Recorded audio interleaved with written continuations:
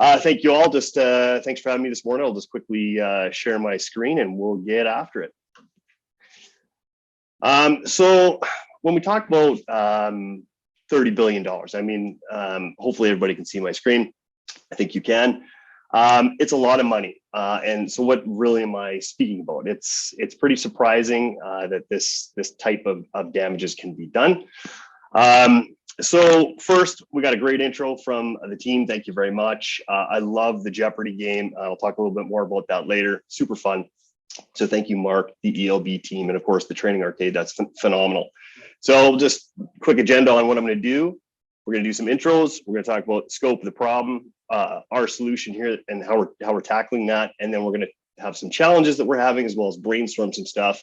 And then we're going to jump into some questions, as well as just finishing off with some thank yous.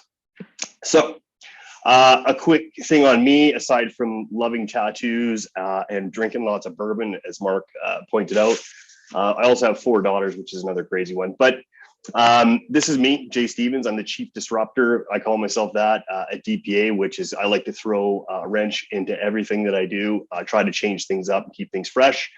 DPA, we're just a hardworking, fearless bunch of experts, writers, and developers trying to make magic happen and innovate. We create action-oriented training and technology solutions that improve results. And lastly, why we're awesome, we like to partner with amazing companies to get the most from every employee and contractor training interaction. So that's kind of us in a nutshell.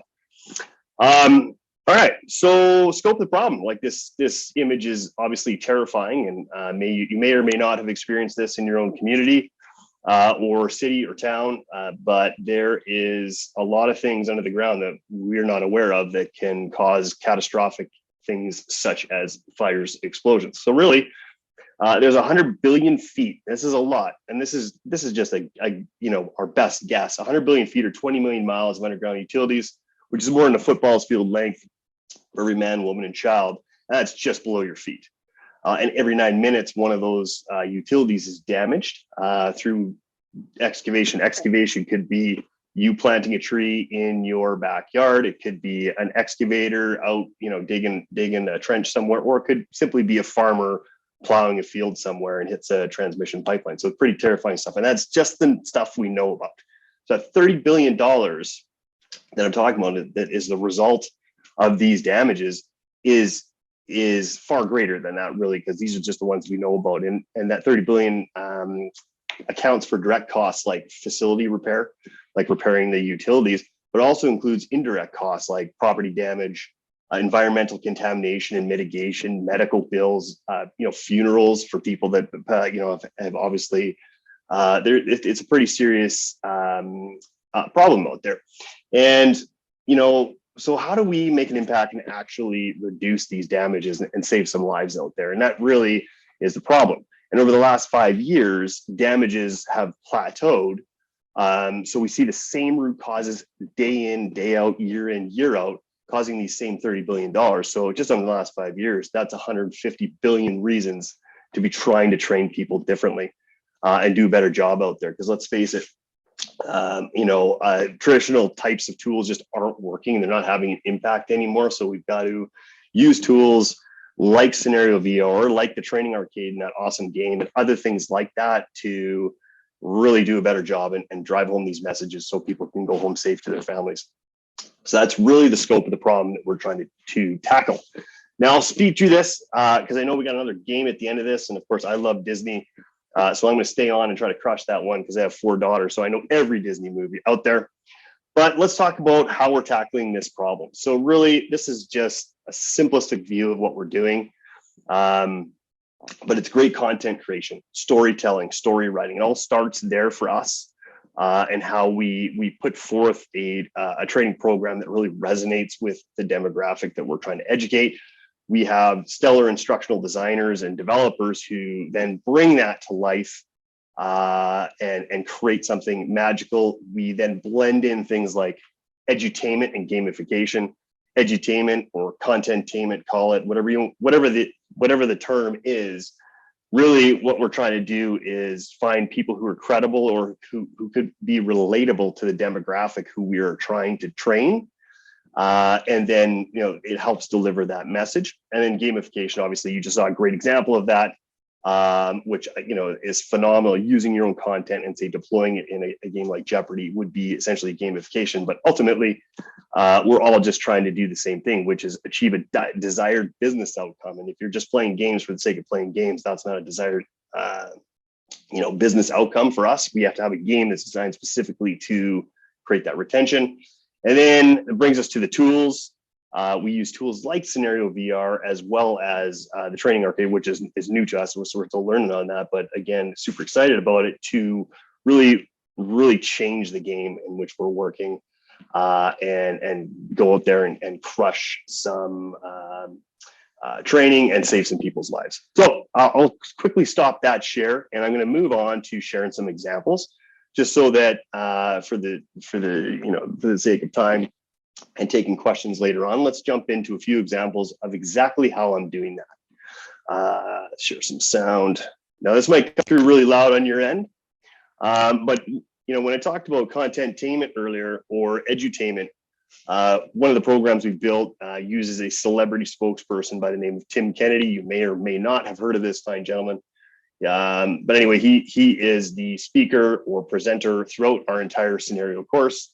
So again, we've built videos with Mr. Kennedy throughout, just to make sure. So I'll just play an intro video so you can get that going first. I mean, all of you familiar with CenarioVR will know, the immersive environment and how the assets can be put in there. But really, ultimately, what I want to show you is just this kind of video about Tim Kennedy and how that blends into what I'll talk about next. Not sure if the audio is coming through on your end. Jay, the audio is not coming through. Oh, say, my apologies. I think I probably muted it just because when I was queuing it up. There we go. Sorry about that. Are paramount in getting the job done right. On this virtual job site, we will do things the right way, my way. Here, we'll learn about the importance of being an 811 pro and what safe digging is all about.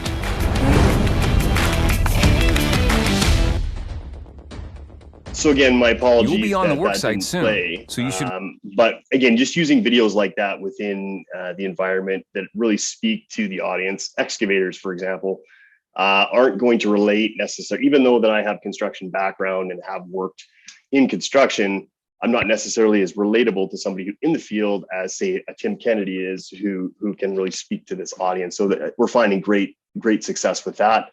And then, of course, you guys have all seen interactions like this before, where you drag and drop or search for items and then drag it and drop it into a toolbox or something. But I'll show you more on that later. One of the things, and I don't know if anybody else is doing things like this out there, so I'm curious, and it's kind of like an open question, but we've custom coded out inside of the software progress trackers in different ways. So they're basically heads-up displays that we're putting in there, in addition to the other tools that you can have in there.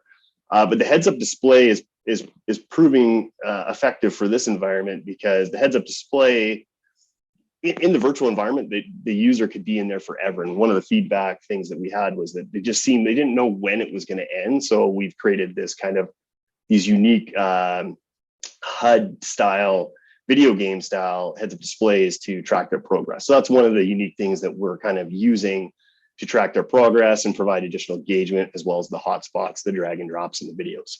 So that's one example.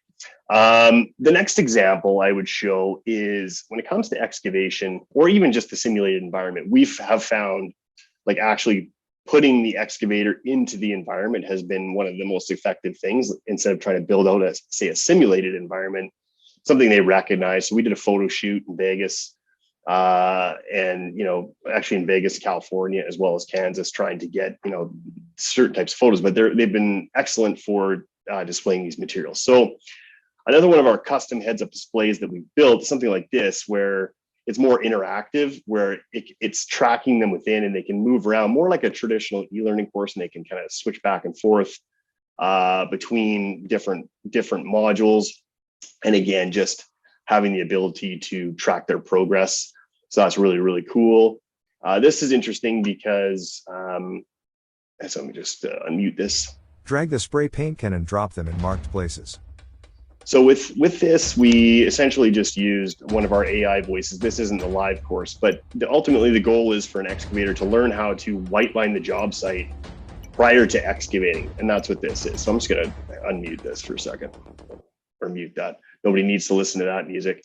And then it just drags and drops. And as we use these triggers and drag and drops and hotspots, it's giving feedback loop to the user. I'm just going to keep it muted.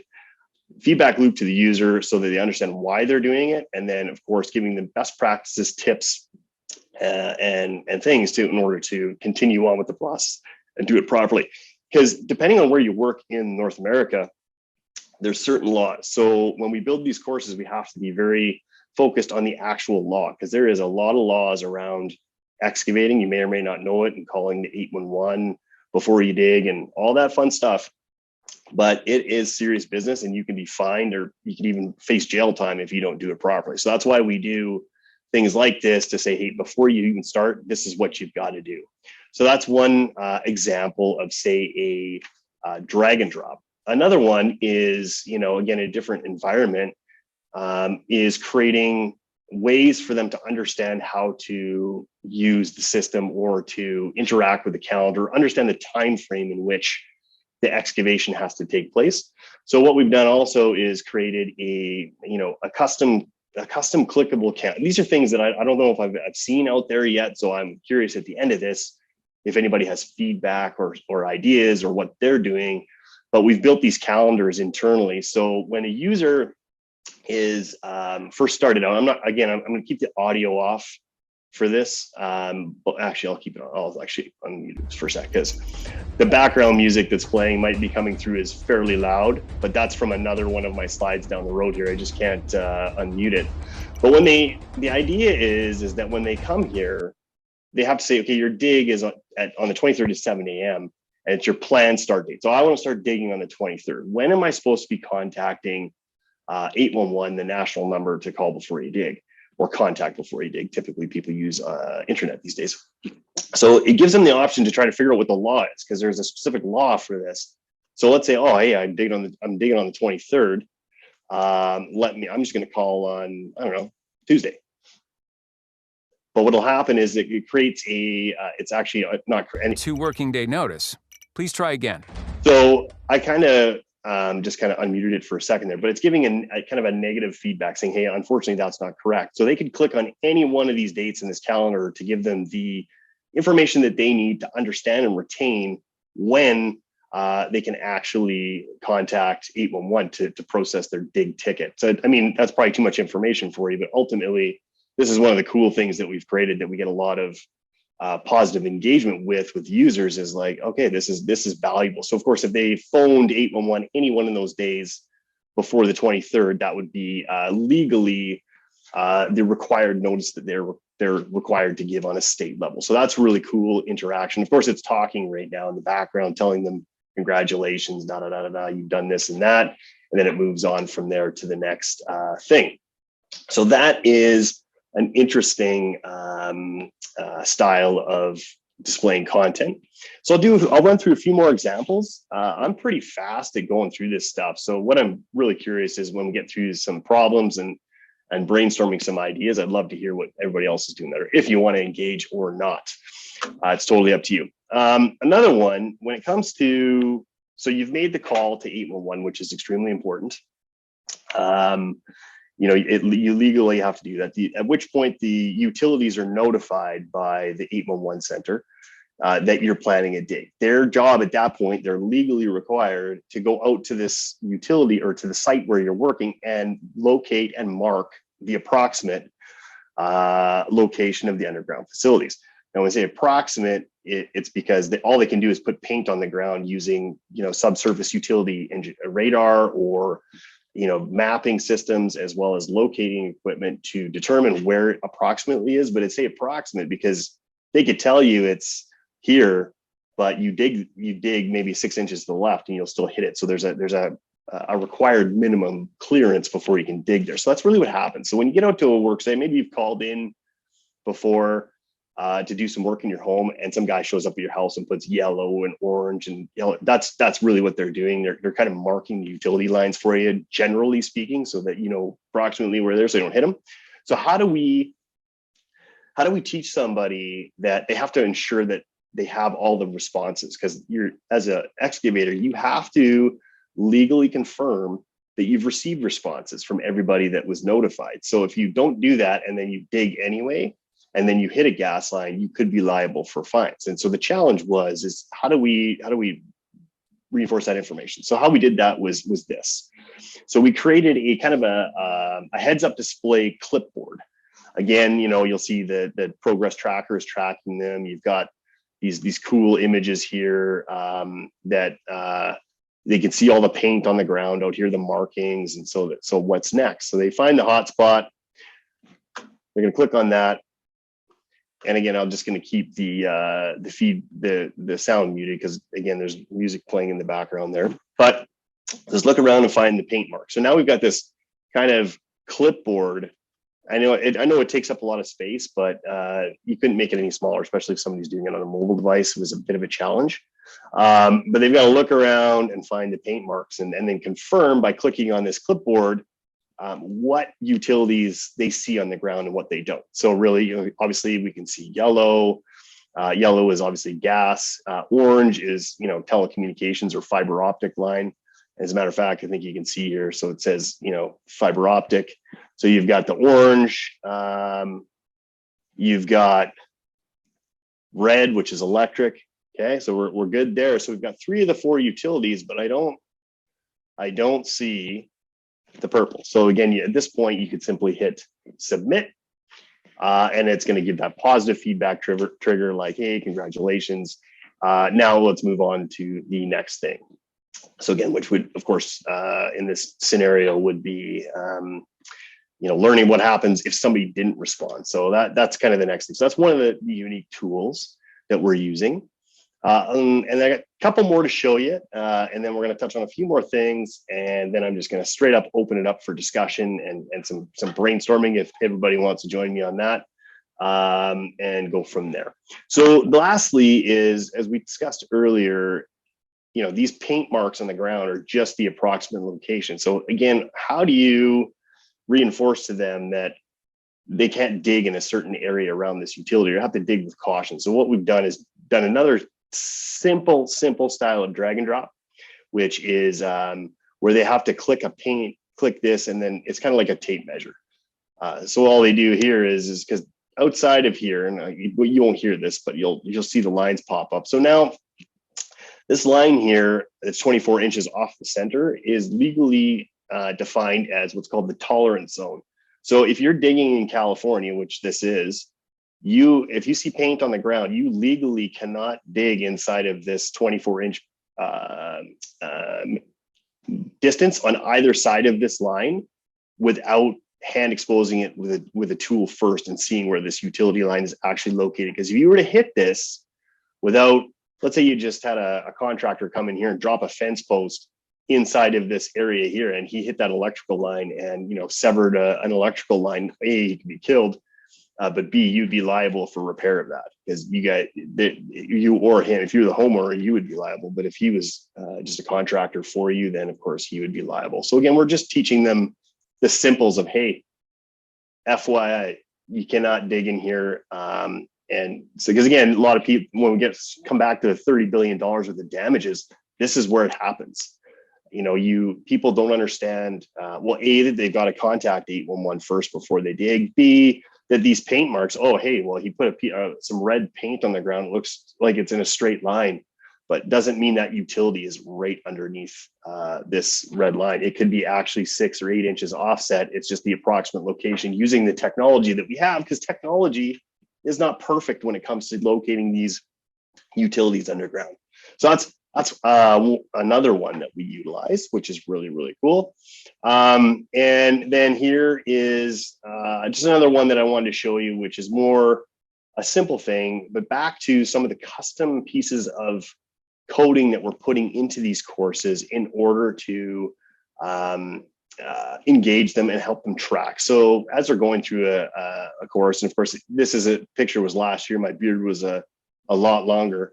But again, when they click on these progress bars, we've built out these custom heads-up displays so that they can understand where they are in this specific module. This is a driver safety module, because another big problem is excavators or contractors getting access to big fancy trucks like this one from the companies that they work for, and then of course they get into accidents with backhoes and dump trucks and things like that on the job site. So it's kind of part and parcel of the damage prevention that we work on. So again, that's kind of cool that we do these little heads-up displays, and for us, they have been proving very, very effective. Now, when we talk about Scenario, lastly, I'm just going to go into some of the challenges that we've had. So some of the challenges that we've had with Scenario, not that it's a challenge, it's more something that we weren't aware of, was how do you launch it effectively on what type of device? Especially if you're running it through an LMS and not using CVR Live, which CVR Live is great.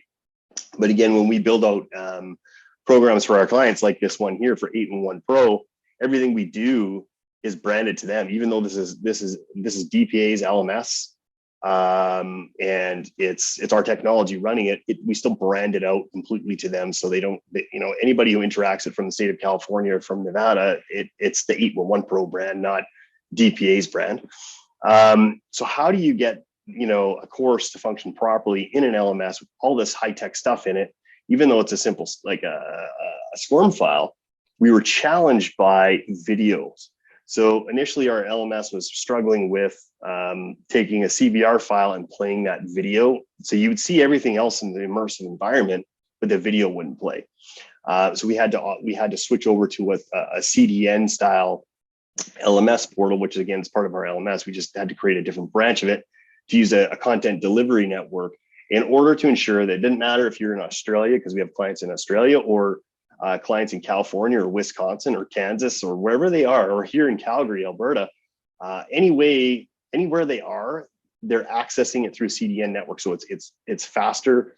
And of course, those videos seem to be playing amazingly. So that was one of the challenges that we have.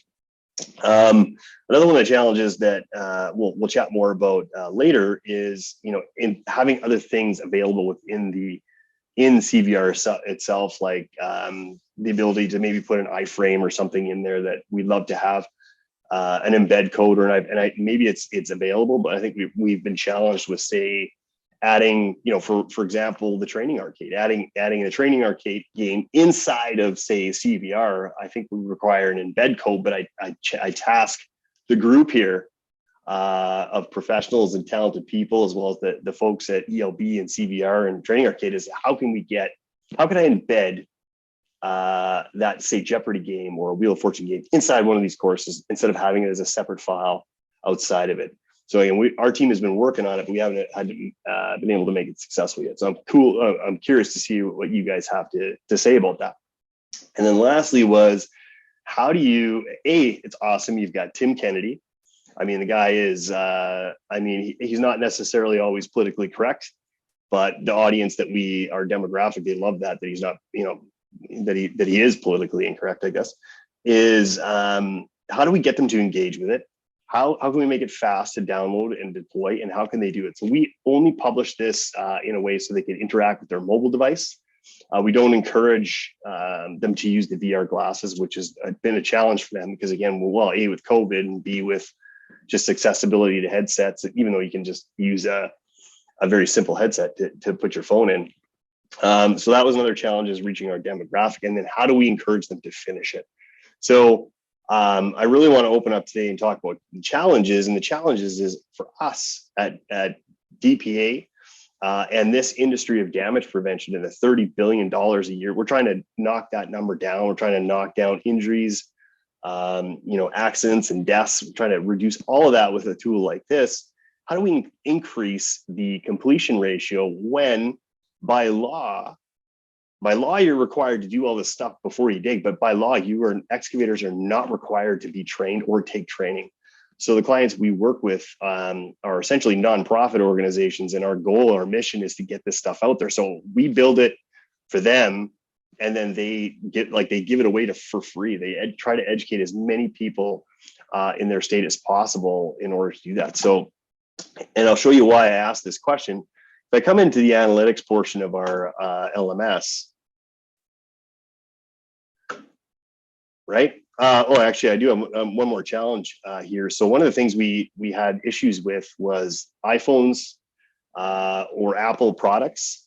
When somebody interacts with our file, they have to do all these steps in order to enable the program to work. If you're using an Android device, it worked well right out of the gate. So again, one of the things I'm posing as a question to the group is, for discussion purposes, how would we solve this so that we don't have to, because a lot of times we get fallout because somebody has an iPhone and they've got to go through, or an iPad, and they have to go through their settings in their privacy, security, and make sure all the cross-site tracking, that stuff, and block all cookies, right? So that was an issue for us. But this seems to be part of the problem, but and we don't get a ton of tech support on it. But I feel like there's drop off of learners because of this extra step. So if we go over here and we look at the analytics as a whole for this group, even though the course is way better than any other damage prevention course out there on the market in all of North America, and using CenarioVR has catapulted this.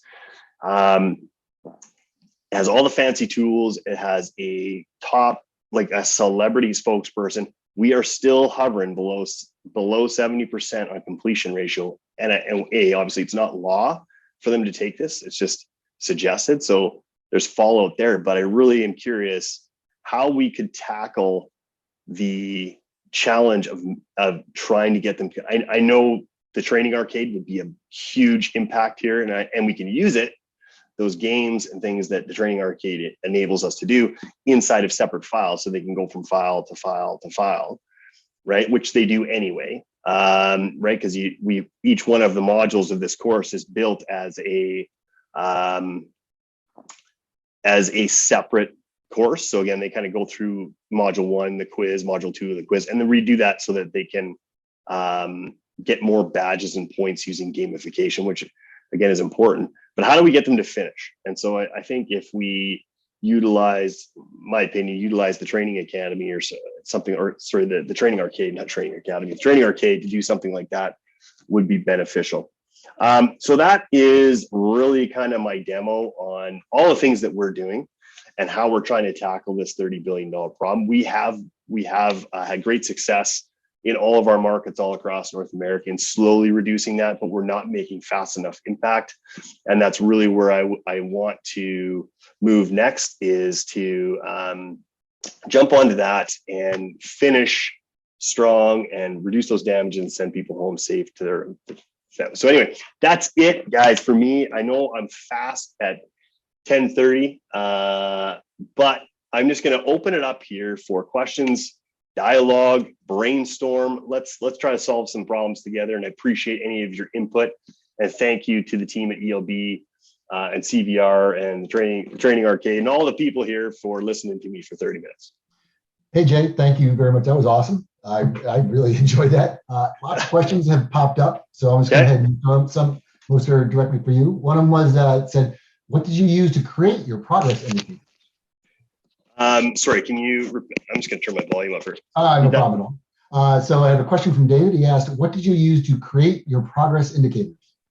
Well, I should have touched on this earlier, John, so I appreciate that question.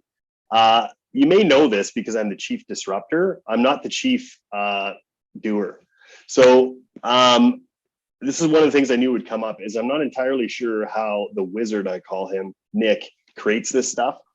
Essentially, our client asked me, and of course I say, absolutely, let's do this.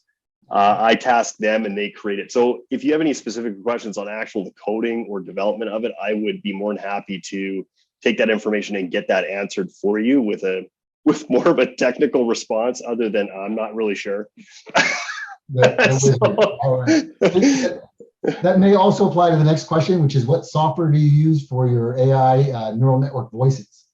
Oh, I can answer that one. So I think we have several that we use. So I think it's called Blaster Suite or Speechalo.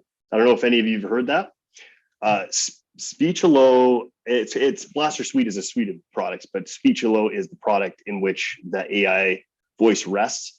It's phenomenal, actually. There's a couple of them in there. They're like, this one was not bad, but we use the AI voice all the time as we develop courses, because it's obviously we've pre-selected a voiceover talent that the client would like or fits their style. But as we all know, as developers, every time we build a course, content changes, and if you're trying to revoice things all the time, it can become costly and time consuming. So we use the AI throughout until it's completely greenlit by the client, and then we throw in the professional VO. But I encourage you to check out Blaster Suite or Speechalo. That's a good one. Awesome. Okay. Got a question from Matt, which I'd like you to answer, but I have some thoughts on as well. It says, have you gotten feedback from the heads-up display from people looking at these through headsets? I think you answered that a little bit in that you don't really use headsets. Well, we do. You found that fixed graphics look great through a browser, but they're very distracting and not effective in a headset. They get around that by creating a graphic for a headset and another one for the browser, and then control visibility. Are heads-up displays effective in a headset? They are. They work. The caveat to that is I'm not. So the one that I showed you that was white, that just showed the percentage and the bar, the progress tracker bar, that one works just fine. I don't know if the one I showed you on the more custom side, where you can actually pop it open to show where you are, whether or not I can't remember what they call it, but the visual target that you use when you look at it, if it would actually launch that. That's a great question. After this call, I will ask the team to check it, because that is a non-live version. That was more, we're making modifications or experimenting with these heads-up displays as we go down the road to try to make them better and more interactive. I'm sure there's a way to make it work, though. If it's there all the time, it's got to be opened by the visual hotspot or thing, whatever you call it. So the answer on that is, with controllers, if you're using an actual headset that has controllers, yes, if it's fixed, you can select it because you can look down and do it. With using cardboard mode, which is selecting, you can never select, you can't, it's not possible to select it because of the way it's designed. Cardboard, you actually have to look at it, and if it's fixed, it's going to move, and so you'll never be able to get to it. So you can't. And what Matt's question was about usability of it, and I'm absolutely with you, Matt. Fixed objects aren't really very usable inside of a headset. They really aren't. Yeah. They get in your way. You can have very small ones. I prefer informational ones. Count how many questions you've answered, how many of this you've done. If you're gathering keys or something, gamifying things, they work nice for that, but they have to be kind of small, out of the way. There's also your field of vision in the headset is extremely small, 89, 93 degrees, somewhere around that area. It depends on the headset.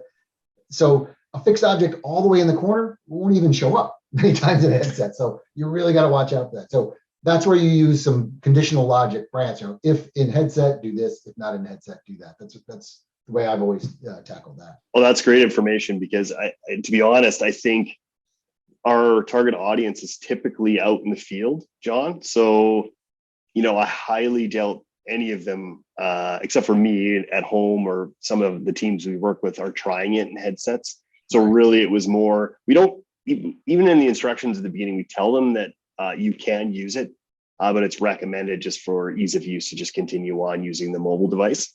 Right. Interestingly enough, the fixed object, we use it for legal definitions, so that your point brings up that we need to check it. If someone were to operate the course, say a utility operator who are more focused on the law than say an excavator, if they were to try to interact with that fixed object, it's just an information icon that pops up a legal definition about the specific content we're delivering, whether that would work or not. It sounds like it wouldn't. Right. If they're using Google Cardboard, they certainly wouldn't. Yeah. Okay. Right. This wouldn't be possible. Excellent.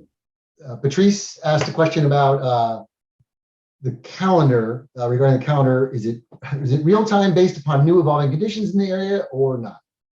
I missed that part of that question. I'm having a bit of an audio issue. My apologies, John. Okay. So she's asking, I think I can actually probably answer too. She asked about the calendar that you displayed, which, by the way, was way cool. Really like that. And she asked, is it real time based upon new evolving conditions, or is it a fixed thing? And I believe it's a fixed thing that you created. It is a fixed thing. And the reason for that particular application, we're giving them a specific time to set that date. This is your excavation date. And so I'm pretty sure though, because he's modified the one that I showed you, he's modified it to, I think we're on like version 6 or 7 now for an updated version for the Spanish version of said course. So I'll get you some more information on that, but I'm pretty sure you could have it so that it could function that way. I'm sure. It's awesome. It's very, very cool. Really enjoyed seeing that. Says, I might have missed this in the beginning, but is there clear navigation and instructions for the learner on what to do and expect? So do you have to train the learner when you start out? Yes, always. So at the very beginning, I mean, I could show you now, but that's probably unnecessary for this purpose. But where I showed you the initial Tim Kennedy video, really that intro to the, we call it the intro to the virtual worksite. So it's, hey, welcome to the E1 Pro professional contractor course.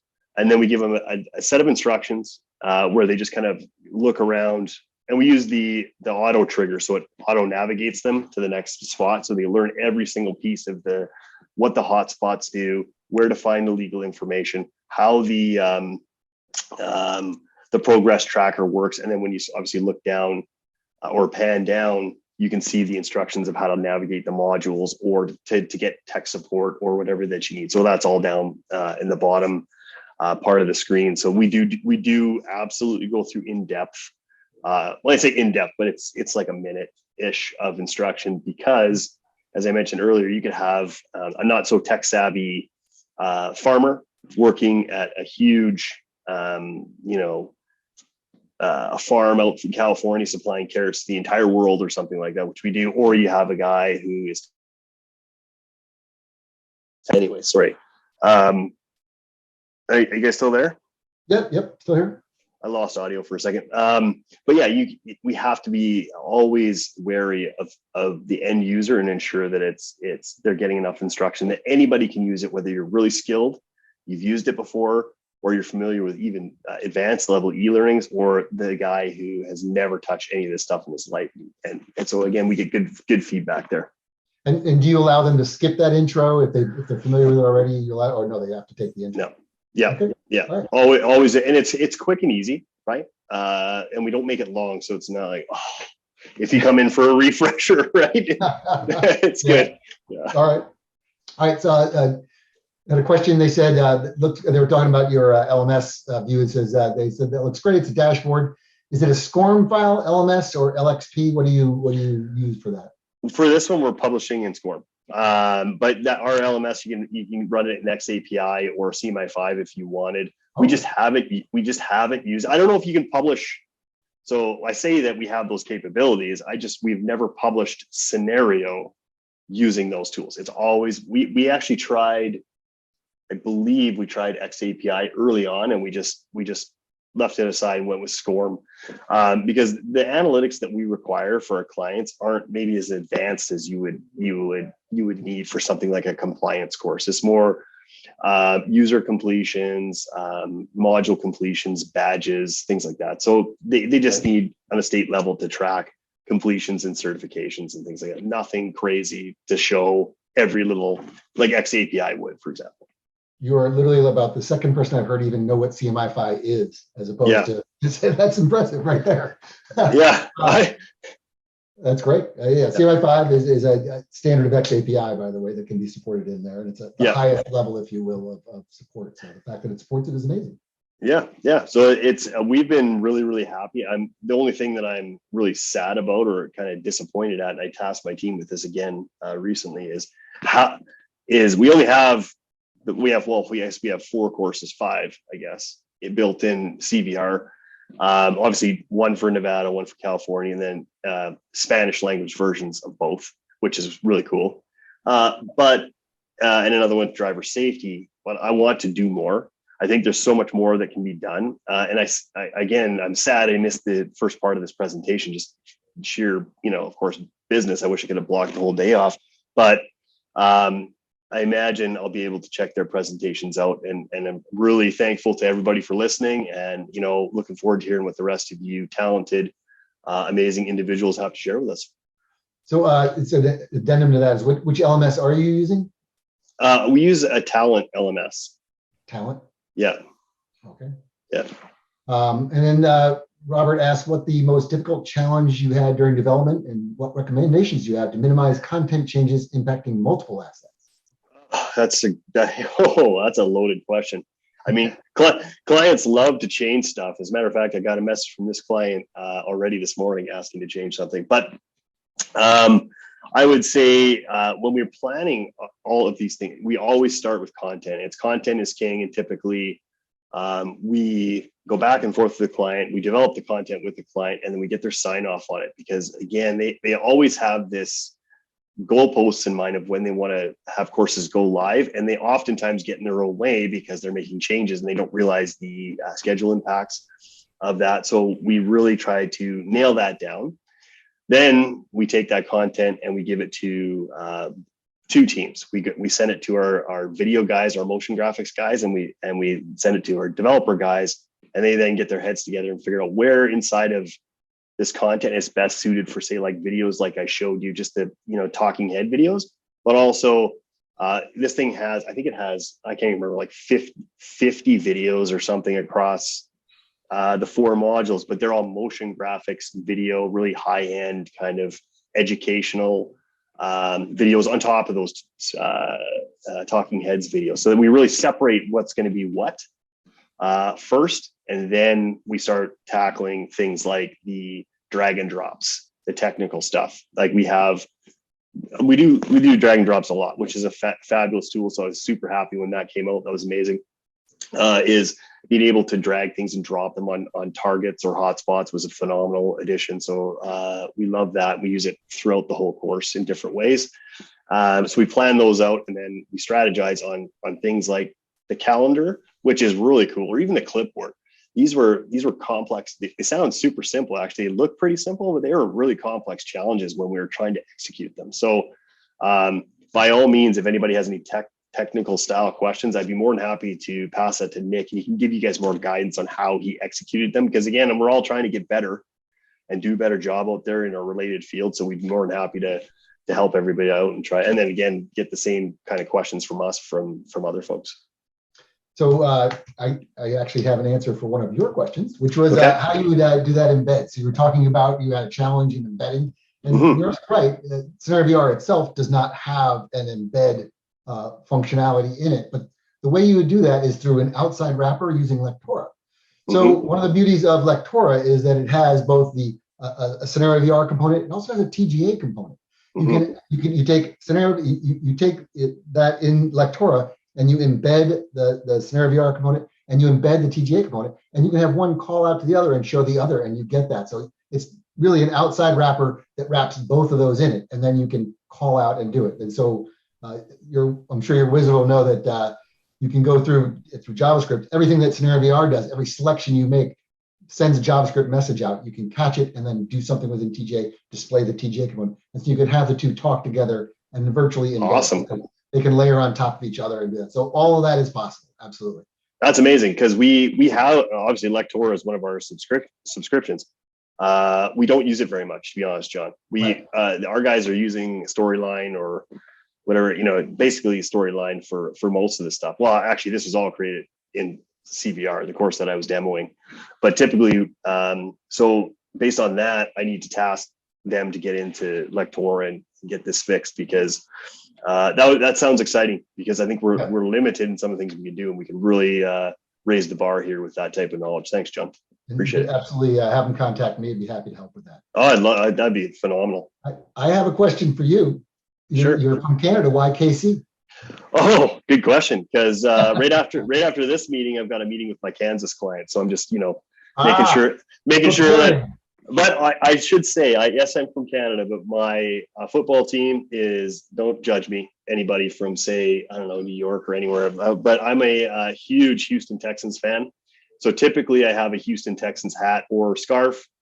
People hate me for it, but hey, we don't have we have the CFL in here in Canada, but as Canadians, we love football, and so NFL is a nice Dolphins. Love it. No, it's all right. Big Dolphins fan. I'm from South Florida. I'm in South Florida, so always follow the Dolphins. A Dolphins, good team. I was. They had a good run this year. It was good. Yeah, and lost a coach because I don't even know how that happened. But so it is. Yeah, well, at least anybody in the NFL did better than my team. So I mean, that's good news. I mean, as far as I'm concerned, this is probably that last weekend of games was probably the best series of games I've witnessed in years. I just was blown away, especially the Kansas City Buffalo game. That was unbelievable.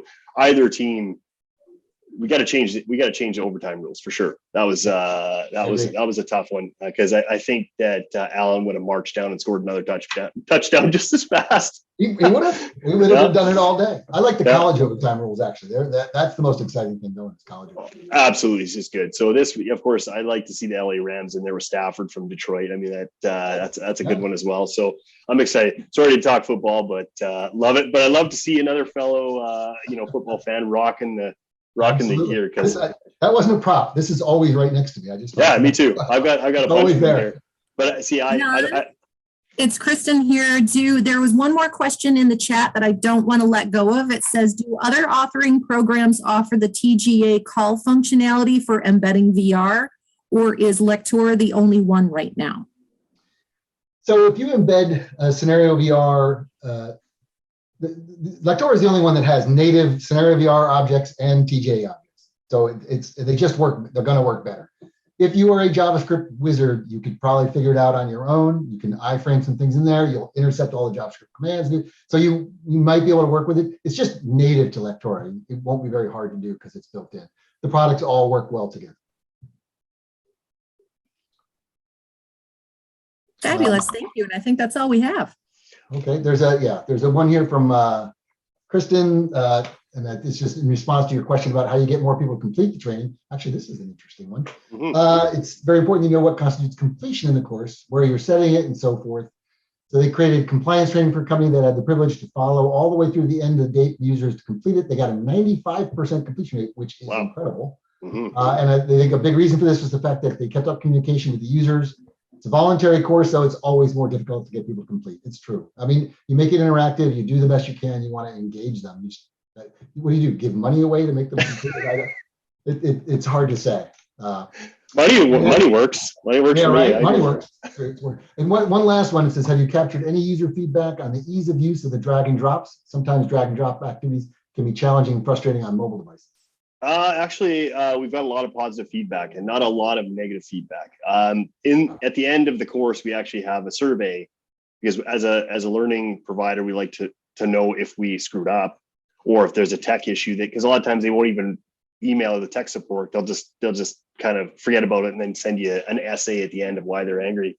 But in this case, we're getting lots of good feedback. So we get a lot of survey feedback from this course, and a lot of it is positive. Some people run into this standard stuff like the loading issues, but yeah, it's been good. Nothing specifically on drag drop, but I will look through it again, John, and I'll send you kind of an update on that, just so you can maybe send that out to that particular user. Absolutely, yeah. And drag and drop on CVR is pretty easy. I mean, it's pretty standard to use. Let's use it. So yeah. All right, Mark, I think we're good. Awesome.